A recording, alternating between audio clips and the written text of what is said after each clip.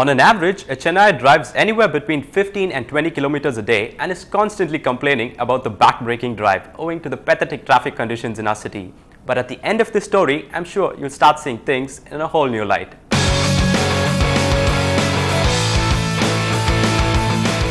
Mr. HCL on weekdays and Mr. Rider on weekends, Senthil Kumar clearly knows how to balance work and play. In this day and age where people are hardly excited about celebrating their own birthday, this enthusiastic individual has taken celebrating his bike's birthday to a whole new level.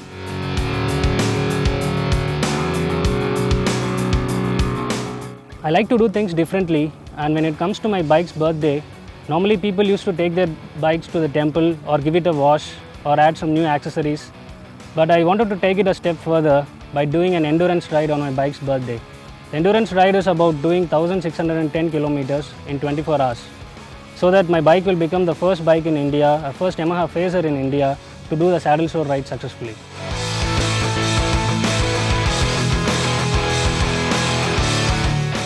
Senthil Kumar started riding 13 years ago on a Suzuki Samurai. But it was his Yamaha Enticer that got him to develop the love for long distance riding. For quite a while now, he has been planning to join the Iron Butt Association, an endurance biking group. But joining is not that simple. The minimum requirement is to complete 1600 plus kilometers in 24 hours. I came to know about this IBA association 2 years back, and ever since I've been planning an endurance ride of doing 1610 kilometers in 24 hours. IBA stands for Iron Butt Association. It is headquartered in United States and it has about 39,000 members worldwide. From India, only 5 people have managed to get their names listed in the golden members list, and hopefully I'll be joining that list soon.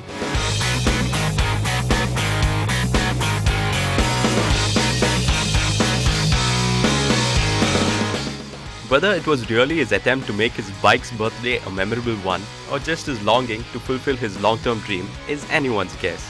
But Senthil Kumar accomplished this feat recently.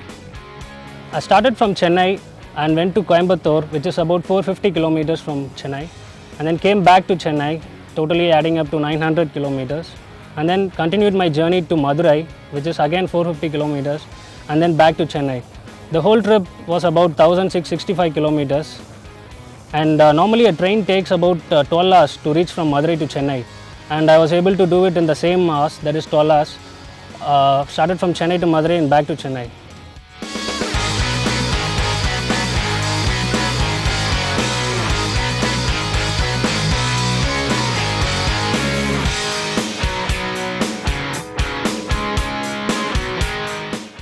Though Senthil made it sound like a piece of cake, in reality it was anything but that. He had to battle rains, bad lights and our wonderful Indian roads. But Senthil is in high spirits about his recent achievement and is already planning his next ride. My next road trip plan is to ride from Kanyakumari to Kargil, which is about 4,000 kilometers. I'm planning to collect 1 million signatures along the way and deliver it to the Army people on January 15th, that is our Army Day. I'm doing this as a token of appreciation for the Army people, the service they do for our society.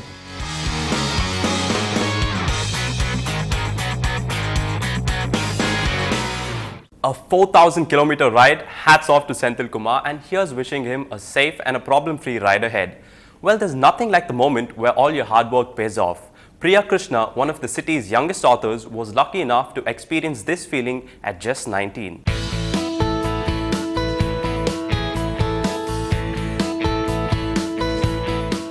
Currently a third-year English literature student at the Stella Maris College, Priya actually planned to walk the conventional path and become an engineer.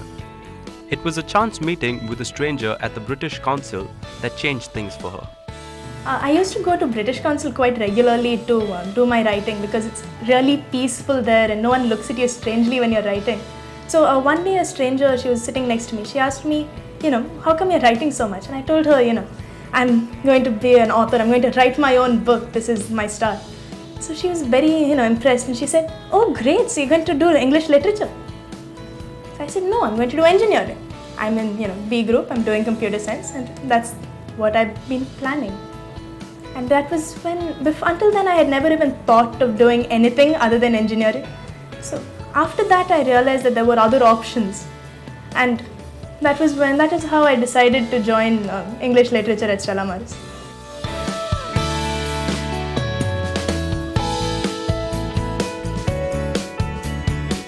The idea behind Prophecy, The Rise of the Sword, struck Priya when she was driving around the country with family in the summer of 2006. After a year of researching, she finally commenced writing the book when she was in the 12th standard. She spent another year trying to find a publisher, which was a harrowing task in itself.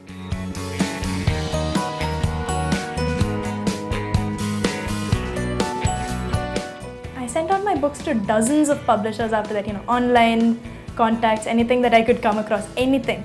So unfortunately, no one was coming back to me with a positive response. Either they would just not reply at all, or they would come back to me and say we're too busy, or this isn't really our genre, things like that. One time it is really hard sometimes.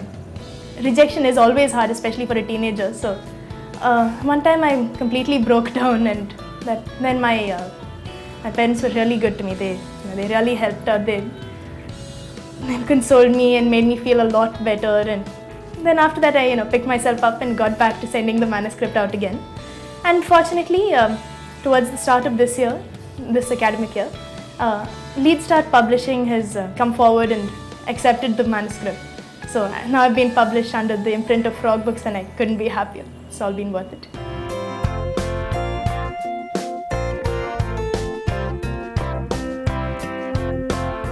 The Prophecy, The Rise of the Sword, revolves around the search for the lost land of Atlantis, which is claimed to have sunk into the ocean in a single day and night of misfortune.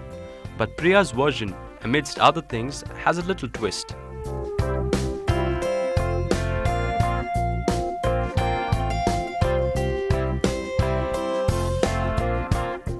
Well, there have been many theories about Atlantis. There's in fact an actual science about it. It's called Atlantology, the study of finding Atlantis. But most of them focus on the Atlantic Ocean. There's one theory that I found, which I really found very interesting and very scientifically backed, and that said that Atlantis is in the Indian Ocean. Now that I found absolutely fascinating, because that's in the Indian Ocean. I'm Indian. It really fit together. When the storyline itself is about Neha Sharma and her boyfriend, who's Nick. They go to find Atlantis and Lemuria, which is a colony of Atlantis, and it's about how they search in the right place, and it's about a prophecy that's fulfilled on the way.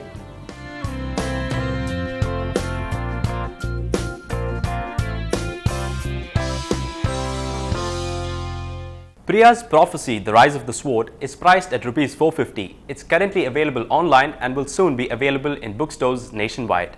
When we return, we take a look at the Le Cafe, a cafe that's trying to bring back the Indian element to the whole cafe culture in Chennai.